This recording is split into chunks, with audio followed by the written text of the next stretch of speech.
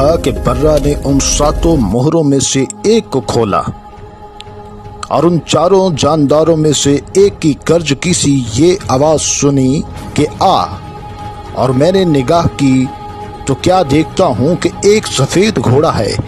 اور اس کا سوار کمان لیے ہوئے ہے۔ اسے ایک تاج دیا گیا